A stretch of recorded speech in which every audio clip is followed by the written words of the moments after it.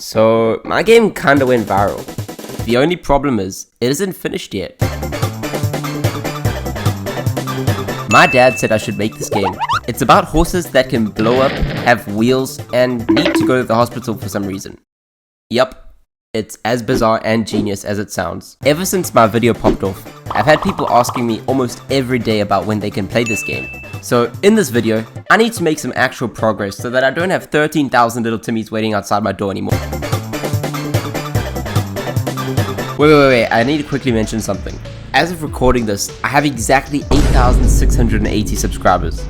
What? When I uploaded my last video, I was just a little over 200 subscribers, but now I'm about to hit 10,000, which is just insane. Thank you guys so much.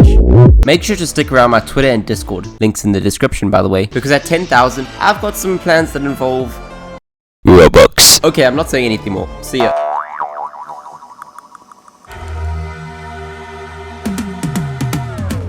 Okay, so basically, the idea behind this game is that you, the player, have to drive your horse to the hospital because it got sick or something. This journey isn't going to be as easy as it sounds though.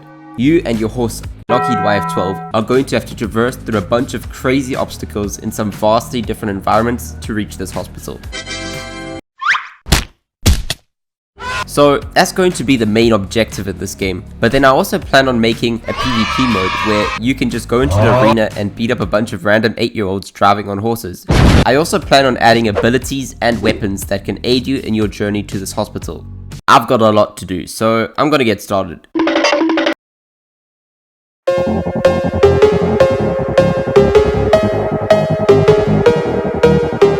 First things first, this game needs a lobby. This is where all the players and their horses will spawn in. I wanted it to be so that everyone would spawn in a garage, so I began by building a house with a garage and then spamming a few of them around the lobby. My building skills were non-existent at first because I'd been editing this video for the last 3 weeks, but I started making some progress after a few minutes. After that, I made a small script that makes smoke come out of random houses. The next thing I began working on was clouds. I started randomly placing clouds around, but then I remembered that I can somewhat script, so I wrote this code that can randomly spawn in clouds. Clouds are very essential to this gameplay, so I'm very glad that we got this out of the way. And then I added some mountains in the background to make the game feel a bit larger than it really is. The next thing I needed to do was to make it so that the player would actually spawn inside one of the garages. As you can see from the footage here, everything was going exactly as planned. After I got my last 1.5 brain cells to start working together, I started building a path towards the first area in this game, the forest.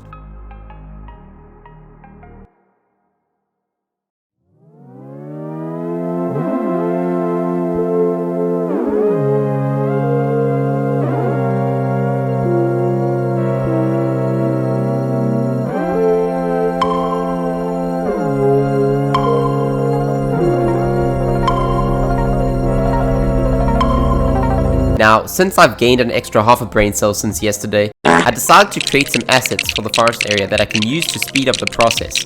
I wanted there to be some bumps and hills to challenge the player with, so I made some along with a few trees.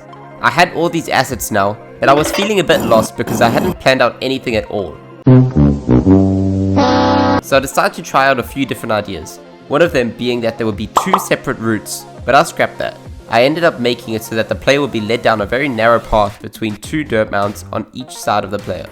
I then went back to the lobby area and added the sign just in case it wasn't obvious enough that you were supposed to go in this direction. Now that I'd gotten all of the important stuff out of the way, I decided to start working on this little obstacle course. It has some ramps and hills and stuff to keep things interesting. Wait. It honestly looked really fun, so I decided to test it out and It's game time. Y'all ready for this?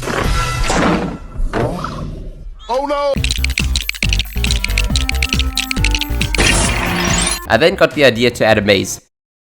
So that's what I plan to do next. But I got a little distracted.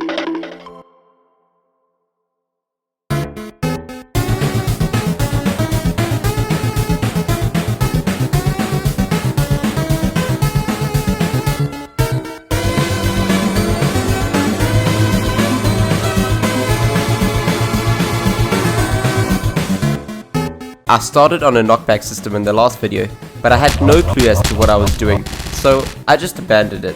To be fair, I still have no clue what I'm doing, but I tried to make it anyway. So on a bright Saturday morning, I woke up fresh and attempted to finish the knockback system. It took me 7 hours. Bruh. The system itself was actually really simple and easy to make, and I got it done within like an hour. But the system had one little flaw, and I just could not solve it. Normally, the knockback works as intended, but every now and then, it just gains the power of Garfield's middle toe and the player gets blasted way further back than they should. So after 7 hours of scripting, I just accepted my fate and decided to realize that this is just a silly Roblox game and I'm bad at physics and scripting. So I was going to work on the maze. Oh, let's go, that's class! But then I remembered something else that was extremely important.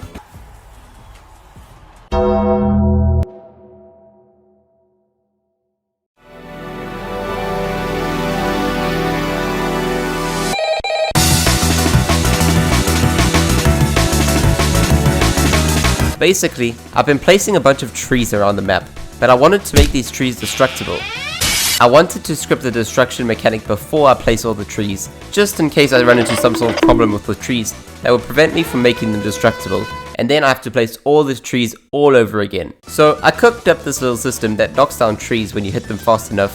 Then I remembered a comment I got that said I should make apples that the horse could eat to heal. So I hopped into Blender and made this.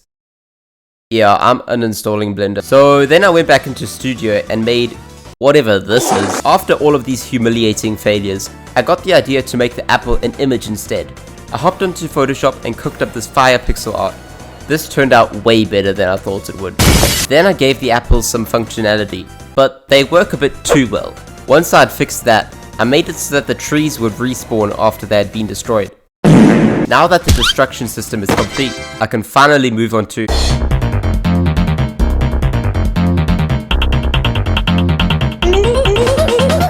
So I finally made the maze.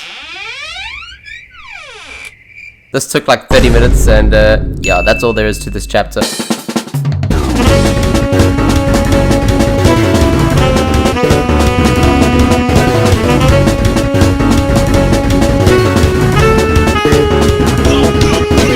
Now that we're nearing the end of the game, we're finally gonna need a hospital for the horse to go to, since this is the whole point of the game.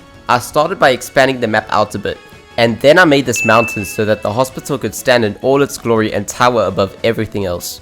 Then I made this very trustworthy bridge over a suspiciously large ravine. Now, all I had left to do was to create the hospital itself. I didn't really know how I wanted it to look like, so I searched for an image of the hospital and found this. I'm not a professional hospital design critic, but if I were, this would definitely be about a 9.43 out of 10. Let me know if you agree with me in the comments below. Anyways, I got to work on the real hospital. When I was recording this, I didn't exactly realize that this cloud was in the way. So here's what the hospital looks like. Now the game is done, right? No, not at all. You guys are not ready for what's coming next. I've been cooking.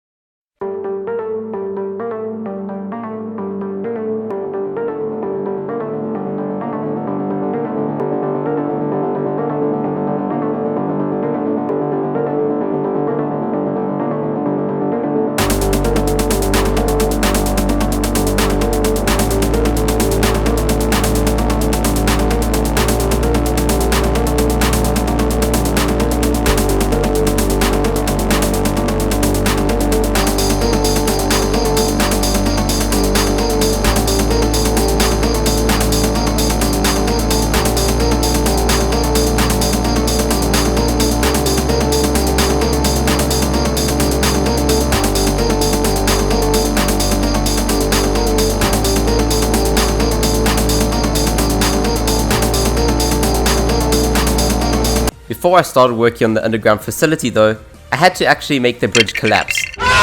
This was a little bit easier said than done.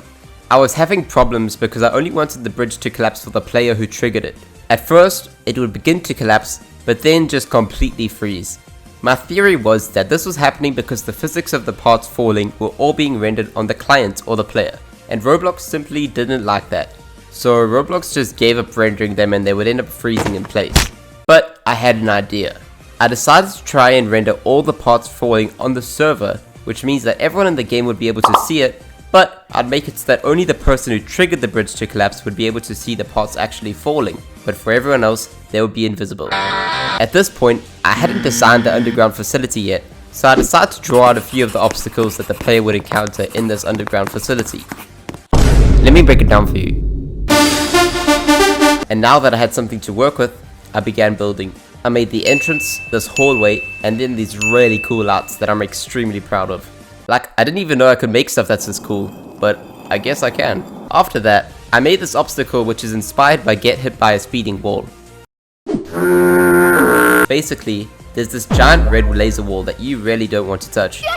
It's constantly going backwards and forwards, and you as the player have to try and navigate through it with these little sections on the left and the right. I then made this weird little obstacle where you have to wait for the lights to turn on and off, but it's kinda boring, so I'm going to redo it. At this point, I realized that it had already been almost a month since my last upload, so I decided to pause the development of this game so that I could make this video. This project is definitely a lot more than I was originally anticipating, but the wait will be worth it. Thanks for watching, have a great day, and I hope your pillow is cold on both sides tonight.